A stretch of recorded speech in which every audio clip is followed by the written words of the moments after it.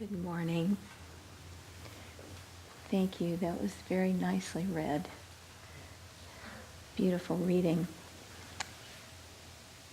In the reading today, Swami talks about the bittersweetness of human experience. Smiles of welcome one day, insults, even condemnation and persecution the next.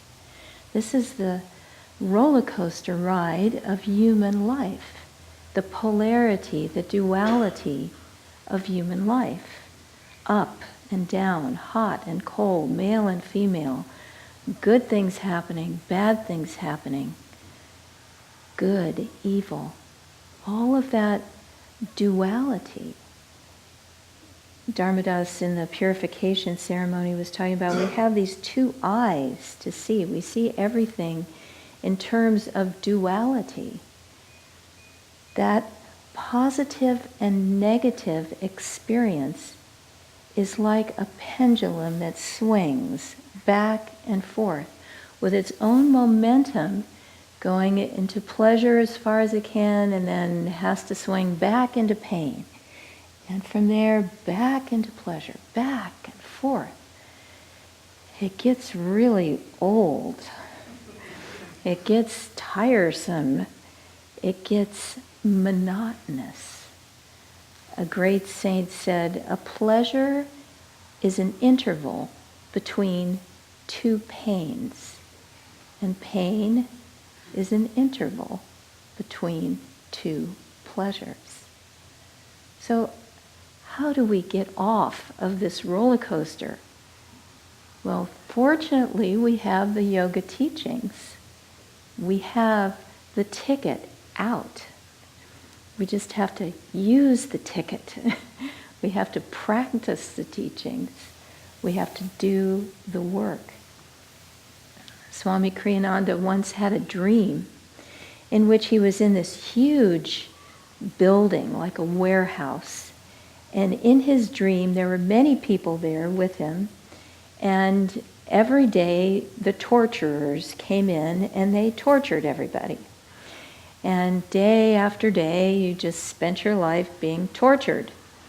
Then one day, Swami saw a way that he could escape. And so he told a few of his friends, let's get out of here. There's a way out.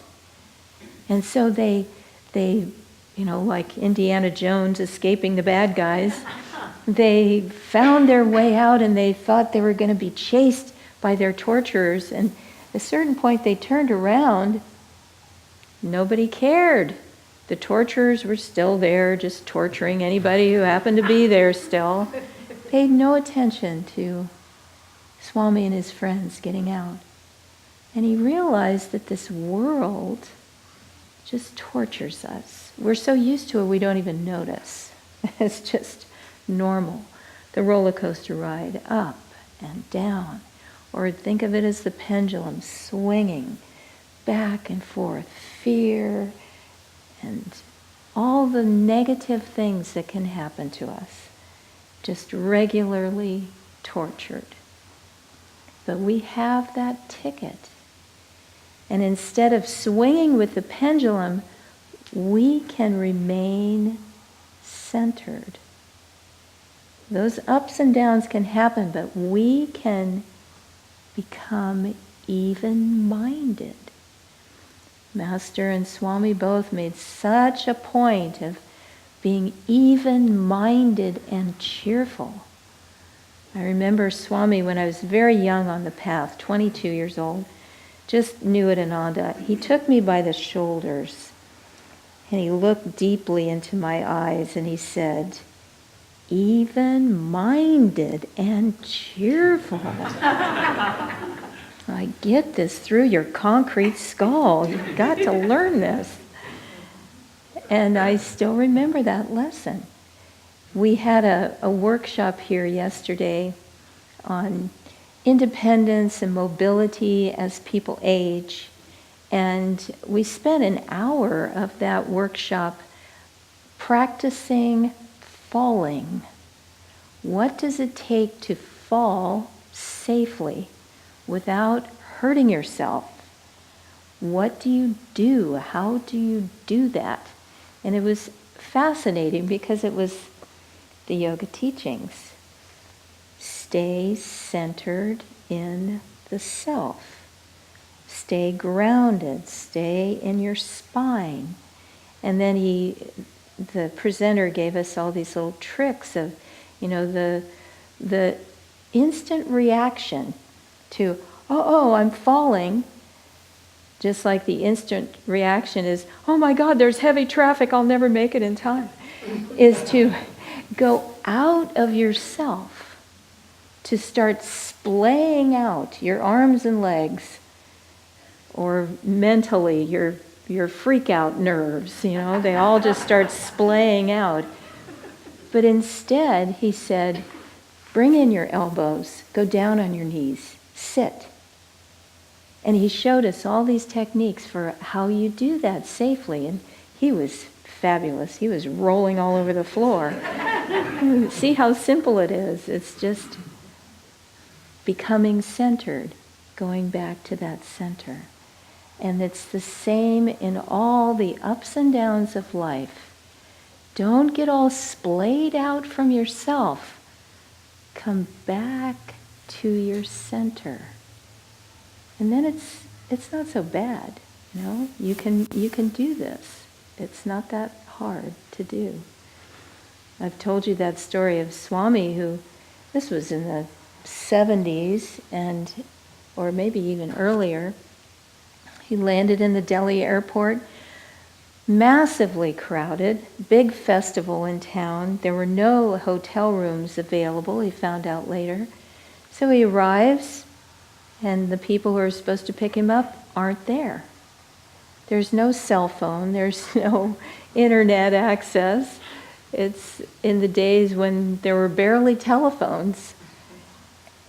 Most people's reaction would be, okay, well, I've got to find a phone, I've got to get a taxi, I've got to get a hotel room, I've got to run around with a head without its chicken. But instead, he went back to his center. He said, Divine Mother, what do you want? And then standing in front of him was someone who said, you must be Swami Kriyananda. My friend, Dr. Mishra, has told me so much about you. You must be he. And Swami said, oh, I've been longing to meet him, but I didn't have his address, Dr. Mishra. Do you know where he is? Well, yes, I happen to be going there right now. Let me take you with me. And we can see him. And Swami met his friend, and he had a place to stay, and everything was in divine order. Well, on a greater, more cosmic, masterful sense, what happened to Jesus? He was in the Garden of Gethsemane. He knew what would happen. He knew he would be lifted up, crucified. Imagine looking forward to that. Looking forward to not just having to do your taxes or oh my God, I've got to do a presentation, but I'm going to be crucified. Jesus knew that. What an incredible test. Lord, let this cup pass from me. Nevertheless, thy will be done. He surrendered to God's will. He went through that incredible test. More than 2,000 years later, it is the greatest story ever told. He surrendered to God's will. He went through the anguish and pain and, my God, have you forsaken me? How can you let this all happen? But into thy hands I commend my spirit. And then the resurrection. God knew that without that drama, the resurrection would not have been possible. And so for each of us, we go through the tests that God has lovingly given to us for our growth, for our freedom, for our joy. And they may seem like the crucifixion, but in the end, it's for our resurrection. So how do we get to that point where we can say, okay, I'm going to try for even-mindedness. I'm going to stop the pendulum swinging. I'm going to find my center. I'm going to live there. I'm going to be in that joy, because that's the beautiful trick of the spiritual path, is that divine joy, unlike pleasure, does not have that swinging momentum to take you back into pain. It transcends it. Divine joy has no opposite. It goes into ever new joy. So if we can transcend that duality, how do we do that? Well, the first thing is to want to say, God, help me do this. I don't want to be tossed around like a rag doll in a storm. I want to be centered amidst the crash of breaking worlds, as Yogananda said. Let me find that strength, that foundation, that trust, that surrender, that knowing that you are with me. How do I get there? We begin by asking, and we say, Lord, help me do this. And the next step is to start to see everything that comes to us as coming from Him. I lost my job. Divine will. What do I need to do? I guess I got a better job coming right around the corner. Let me look for that. Let me put out the energy to find that. It's going to be so much better. I lost my spouse. Well, I guess God wants me to focus on Him now. Let me give everything to Him. Let Him be my center of reality. Every single thing that happens. My child. Something's happening with my child. Give it to God. What does He want? What is that child teaching me through this experience? How can I give divine love to that child? Whatever it is, everything that happens, everything, surrender to God. And little by little we start to attune our will, our little feeble will that's all tangled up in I like this and I don't like that. And so you must want this to happen because it's what I want. So that must be the divine will. All those machinations have to go. The ego has to go. But why do we want the ego? That's what's being tortured in that dream of Swami's. That ego is being tortured day and night. We have to rise above that consciousness. And then we can see that there is divine joy and live in that joy. I will end with a very quick story about asking. That first step, asking Spirit, asking God to come and help. So this was a pastor who had a little storefront church. This is a true story. Ananda has had many little storefront churches in the past. And his church was called Almighty God Tabernacle. And so the pastor was working late one night, 10 o'clock on a Saturday night, and he thought, well, let me call my wife before I wrap up and get ready to go home. So he called his wife, and the phone rang and rang and rang and rang, and she didn't pick up. So he thought that was really odd, but he hung up and he wrapped up and he was just leaving, and he thought, well, let me try one more time. So he called his wife, and she picked up on the first ring. And she said, no, the phone didn't ring in the house before. So they just brushed that off and went on. And so that was Saturday night. Then on Monday, the pastor got a call. And the man said, why did you call me Saturday night? And the pastor said, I didn't call you. And the man said, well, it rang and rang and rang, but... And then the pastor said, oh, I know, I'm sorry to have disturbed you. I must have gotten a wrong number. I was trying to call my wife. And the man said, well, let me tell you my story. He said, I was very, very depressed, and I was considering ending my life. And I prayed to God. I said, please, God, if you're there, help me. Show me a sign. And the phone rang. And it rang and rang and rang because when I looked at the caller ID, I was too scared to pick it up. It said, Almighty God.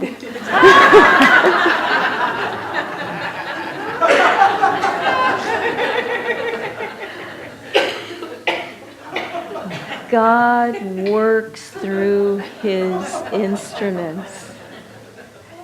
And he is never far away.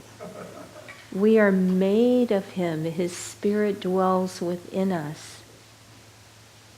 He is always just a call away.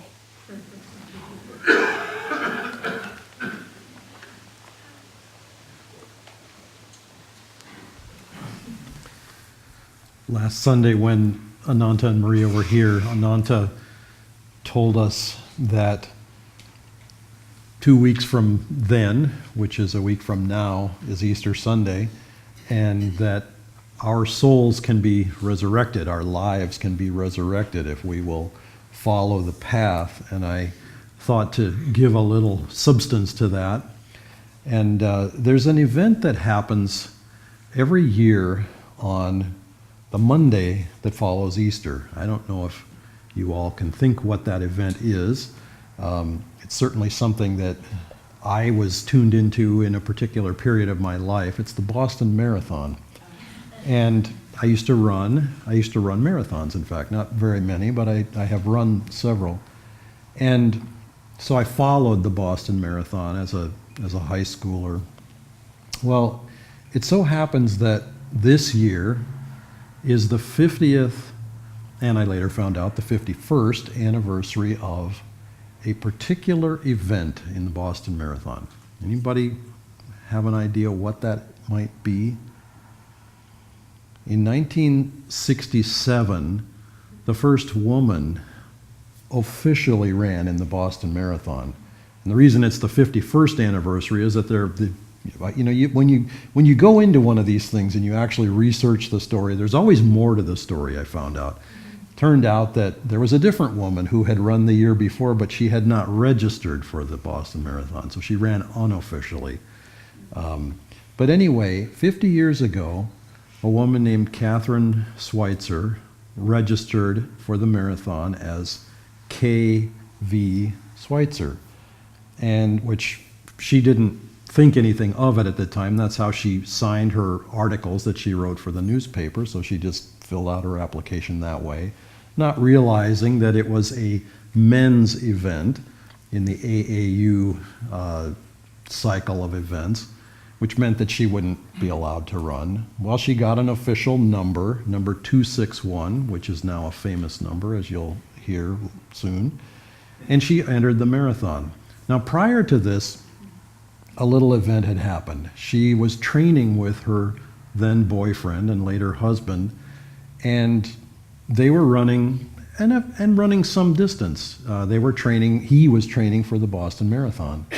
And he happened to mention to her that he was planning to run it. They were running 15 miles. That's not a small training run.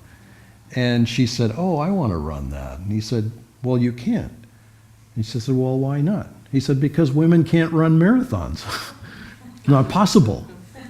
And she said, "Well, I can."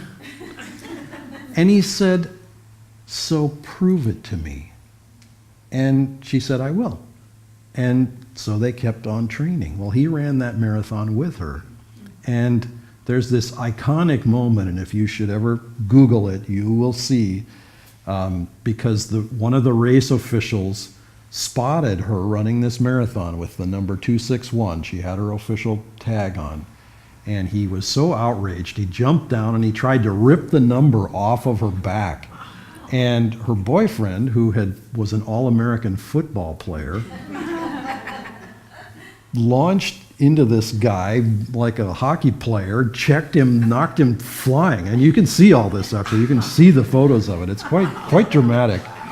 Anyway, she finished the marathon. This was before the era of the cell phones that could, get whatever to happen partway. Anyway, she ran and she finished the whole darn thing.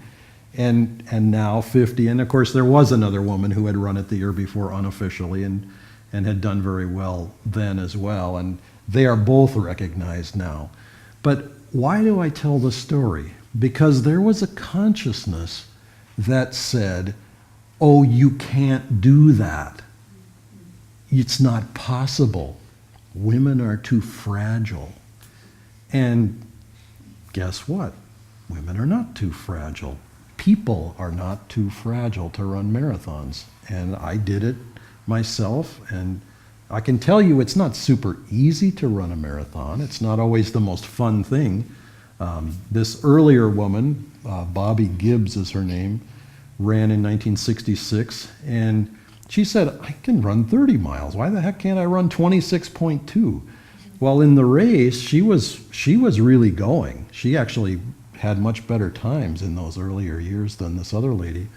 She ran 20 miles, which they say is the first half of a 26-mile marathon, and the other half is the last 6 miles. And I can tell you from my experience that that's true. You hit the wall at 20 miles if you have gone too fast in the first 20, and the last 6 are a little more challenging. And that happened to her as well. She really struggled in the last 6 miles, but she thought, I'm going to finish this thing and I'm going to do it. And she did. And the reason I tell this is because there is a kind of marathon that we do. And it's not 26.2 miles. That's a worthy goal and a worthy attainment to accomplish. There's a different kind of marathon that we do here, and it's called an all-day meditation. And it so happens that there's one coming up this coming Saturday. We do 2 of these in a year. One is right before Christmas, and the other is the Easter Saturday, the silent Saturday that comes between Good Friday and Easter Sunday. And it's an opportunity to invoke the power and blessing of Christ. And there are those voices, and perhaps they echo in your mind as well as others, mine included at different times in my life, that say, you can't do that. That means sitting all day. That's not possible. Your rear end will get sore. Your mind will wander. Oh my goodness, all kinds of, dire fears and colossal sufferings will happen. Guess again, it is possible. And not only is it possible, but if you try, even if all you can do is a little part of that day, and we'll post the schedule here this week so you can see when the breaks are. It's not a straight 8 hours with no chanting, no break or anything like that. There are breaks along the way. But it is a marvelous, people have deep, deep experiences every single time we do one of these. There is a powerful experience of the living presence of Christ, because Christ was not just a person. Christ is a living life, a living consciousness. And if you think back to the drama of that week, which we can say began on Palm Sunday with this huge acclaim, this huge joyful crowd welcoming him into Jerusalem. And then, of course, as Nirmala was saying, and as the reading says, the drama of the capture of Christ and the trial and the crucifixion that comes on Good Friday. Wow, what an amazing challenge to go through. I mean, if God tells you, oh, by the way, this week's not going to end so well for you. You know, it's going to be a little rough. I mean, it'll turn out good after this week, but this week, not so good. I'm going to need your life from you. That's a pretty tall order. That's not possible. How can you be even-minded? How can you accept the will of God when the will of God says, oh, by the way, I need your life this week? That's going to be part of the drama. But Christ was at the point where he could realize, as the affirmation was saying, my life is one with the universal life. My life is not limited to my little definition of self. The little self with the small s, not the big self with the capital S. My life is not that. My life is an example. My life is a source or a wave of God's power moving through the world. And if God chooses to end it in one particular moment or in one particular way, then it's his chance to do that. And, of course, Christ did get lifted up. And I don't mean lifted up on the cross. I mean he was lifted up in resurrection. And that drama of resurrection will come to each of us. There will be some death of little self in one way or another. And I don't think for most of us it's going to be crucifixion. But yes, that little self we have to give up that. But it's not a painful giving up. In the Festival of Light that we'll do in a few minutes, there's the lovely line that said, in the past, sorrow and suffering were the coin of man's redemption. But for us now, the payment has been exchanged for calm acceptance and joy. And I would add only that it also comes with learning to find the truth within. Christ tells us in the Bible, you will know the truth, and the truth will make you free. That truth comes when we learn to find it inside. Meditation is one of the most powerful ways to do it.